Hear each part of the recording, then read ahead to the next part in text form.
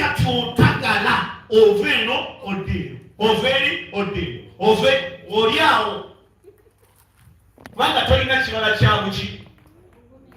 Yesu ateekawo abatume bano bonna era bonna abawa ab'okukulembera.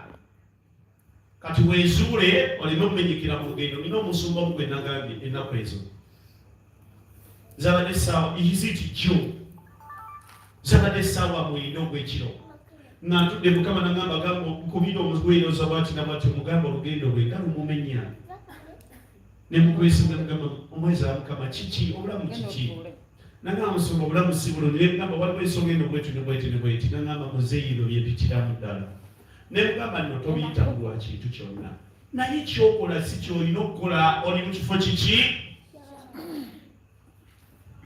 Enjiri nnungi okubuulira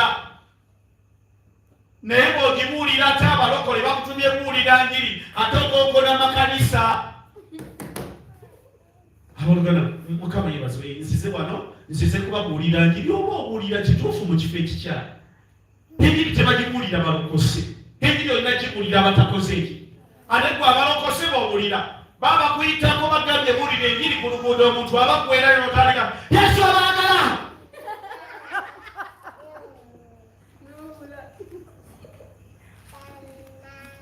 Tosobola kubuulira bigambo bya Bwakatonda eri bantu wabula okanga bakange wapuleesi ojja kubona nagwe olwomwonyeza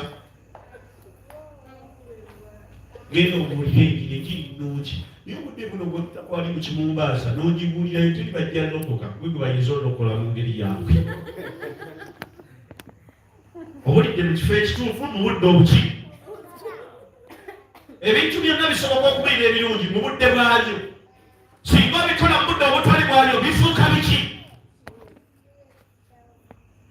Ni mulokole nnyo nize saagala mulokole gundi okola kituufu okulokoka naye ate n'okoleramu ekiki. Olina kwagala bantu bonna kubanga Yesu okkiriza agamba teyajja kusalira nsi muki gwani yakukuwadde omulimu ogwo. Inoka ku magulu gokano neetaaga gwe Mukama Yesu onyambe Mukama Yesu neetaaga gwe Mukama Yesu onyambe Mukama Yesu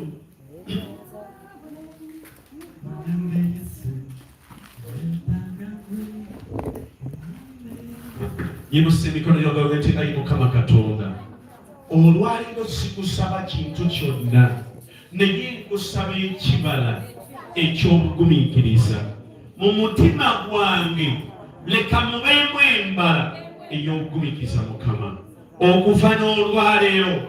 Kyusa obunafu bw'omutima gwange eri ebyo byensisiikana nesinza kugumiikiriza empa obugumiikiriza ku byo mpangule Mukama mu mirimu kyange olwaliro obwesa bwange Mukama olwaliro mu baana bange nga bakoze obubi Mukama nzijjako olulimi olw'okolima ompe ekibala eky'obugumiikiriza gye bali mu buweereza bwange Mukama ebintu nga bifuuse bizibu neetaaga ekibala eky'obugumiikiriza. Ayi Katonda w'abakatonda olunaku lwaleero nga bwendabe Yesu bwe yagumiikiriza okufa kwa Laazaalo n'atuuka mu kigero ekimunya Yesu asobole okugenda yaba ekitimba kya Katonda nange olwaleero kammala ekibala ky'obugumiikiriza. Saba Mukama Katonda ku ekibala eky'obugumiikiriza yogera ebigambo byo Mukama Katonda omulungi bwe tulaba mu kitabo kya Yokaana essuula ey'ekumi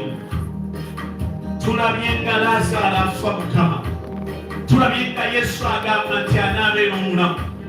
Yesu teyayinza kwanguwa kubanga Laazaalo afudde ne bagamba nti yabisaawo ebiro. Yesu n'agumira obulumi obwo n'atuuka ku nnaku olw'okuzuukiza Laazaalo.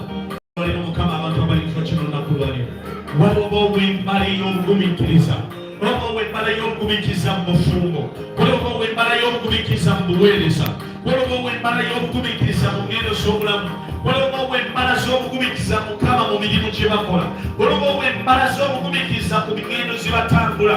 Kitanga omwoyo w'obulamu olwaliro leka abawamba ate nga buli Katonda